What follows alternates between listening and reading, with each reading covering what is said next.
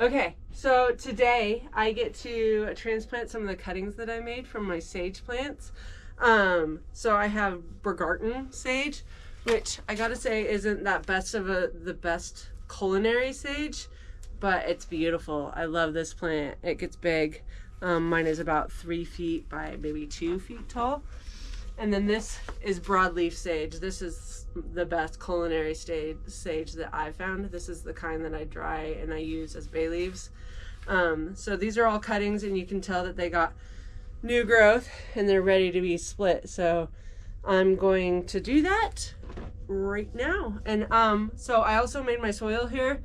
It's a mix of perlite and peat moss and manure. I like to use horse manure, and then I get a garden base from a local soil spot that I really like, and then so I mix it based on what I'm planting. And right now there's not a lot of extra in there because these will just grow in the ground around here, so I just transplant them in a little bit better of soil so they look good and I can sell them. All right, I'm going to put these in gallon pots too because they're fairly large. I have seedlings of the broadleaf sage that I'm going to plant later, but those will go in 4-inch pots. So I'm going to separate this so you guys can see it, and then I'll plant those. So there's all the roots on that. I probably could have waited a little bit, but spring has sprung, man. So yeah, these roots look really good. So I'm just really gently separating the root mass, and look at that. That's amazing. So I'm probably gonna get quite a few. This is only half of the bundle, and then I have some that aren't even rooted. So I'll just put those back in the soil. Okay, now's the time. Well, now's the time to see how the broadleaf sage did. I got pretty good. I got a whole bunch on the other sage. Oh no, not as good as all. Look at that. I got one. Well, that's not good. Even though it has great new growth, it has no roots. Check that out. New growth, no roots. So I'm going to replant these and continue to propagate them. Bummer.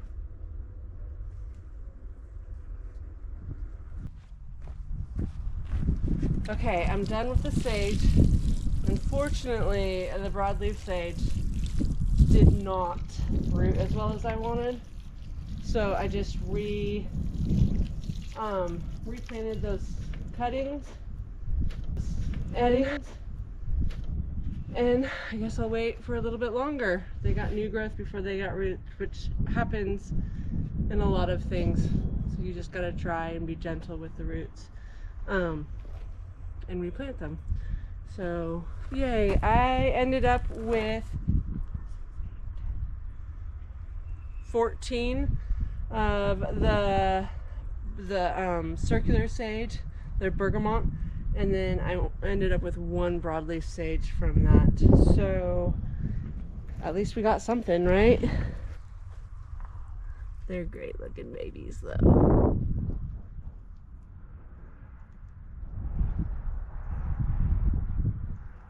Very cool. Look at the rainbow. Okay, so I was out tending to my greenhouse and checked on the chickens, and I have a chicken that has cloacal prolapse. Basically, its butt's falling out of itself.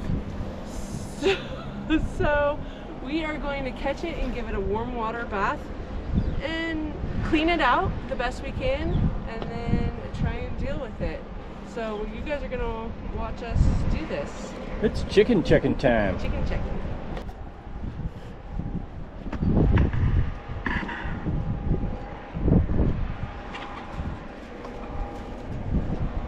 Yeah. Oh, it's already back in. Yeah. Okay, so this is the chicken that had the cloacal prolapse. That's a mouthful. But Look, its butt's already back in. And yeah, give her some good treatment. Do I need gloves? I need gloves.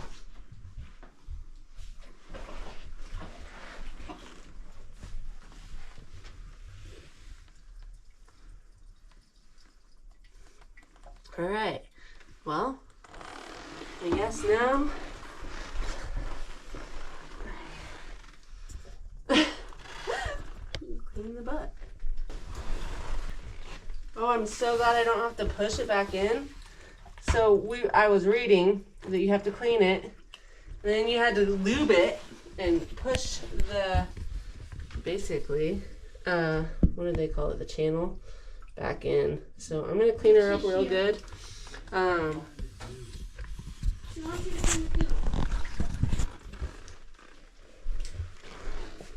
And then we'll probably keep her separated. Troy also, I just touched her butt. She didn't like it at all. He just got the incubator ready for some chicks we were just about to get. So guess what? She gets to have an incubator night. Next, I'm moving on to transplanting tomatoes.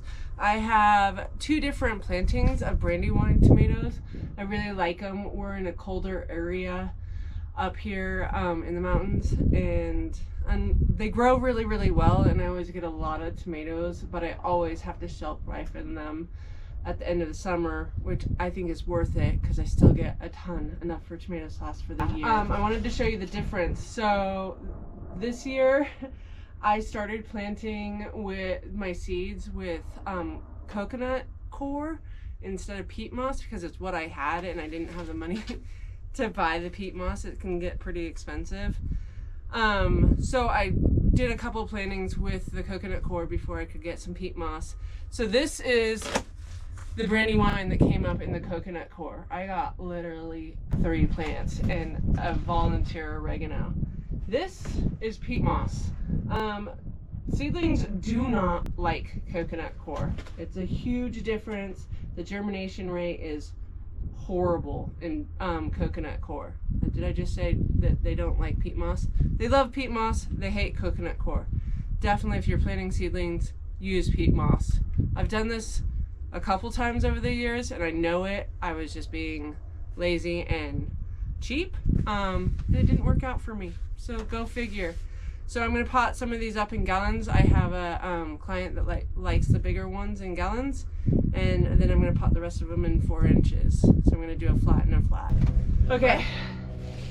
So I take a clump of these Brandywines, and I don't know if you guys can tell, but the leaves are kind of getting yellow. They're probably in this flat for about 2 months. So that's a sign to me of nitrogen deficiency, but they'll just perk right up as soon as they get into these 4-inch pots. So yeah, I try and bury them down to the first set of leaves. It makes for a stronger stem eventually, and try and poke a hole into the soil as deep as the roots will go, because I like the roots to be facing downwards as much as possible. Yeah, and then I'm just gonna continue to do this with all of the rest of them. And then I usually do them in waves. That way I have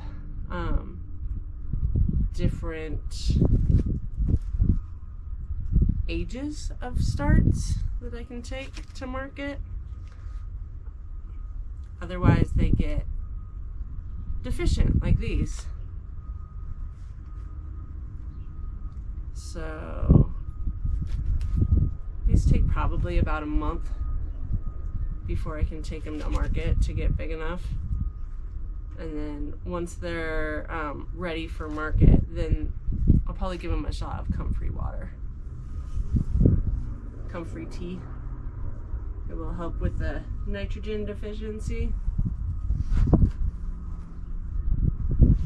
Okay, so I'm gonna water them in pretty good. The greenhouse gets hot, and it's like the beginning of April, so there's no way that I can plant them or bring them outside. So they have to stay in this really crowded greenhouse until around here. We probably plant around the end of May, and then you can usually plan on getting a frost mid-June, but I just cover. Just the way it is if you want to grow a garden around here. So I have a whole bunch of other tomato starts that I have to transplant out into pots like this. So these are my brandywine that I just did, and I have other things that are just now coming up. So these are cucumbers that are just coming up, and watermelon. Once again, we don't get very good watermelons around here, just way too short of a season. So I can only grow really small watermelons, and then we usually get like 2 if we're good.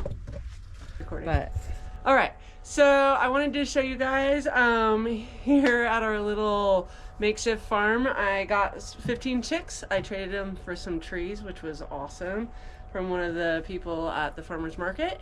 I wanted to show you them, and then I'm going to take you out and show you our chicken that had the cloacal prolapse. She's doing way better, so I wanted to let you guys see all that. Here are the beautiful chickens. We have some death layers, some black morans, yeah, and I think she threw in a silky too, just for the heck of it. So I'm pretty excited about them. This is our brooder, and yeah, some of them are bigger than others. We're gonna put them out fairly soon. They're kind of taking over. But yay. All right. So here is our chicken coop. I would really prefer to have these ladies free range, but they always end up dying. So this one right here, this white one, I don't know if you guys remember. This is our girl that had the cloacal prolapse, and we soaked her in a bath, and look at her. She's so happy and healthy. Yay. So yeah, I'm down to 5 laying chickens, hence the reason why I got chicks. Also, some of those chicks are for a friend. But yeah, chickens. They want to be outside really bad.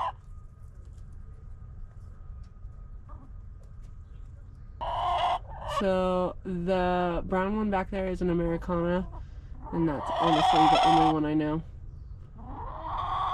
One of these girls lays a speckled brown egg though, which I really like.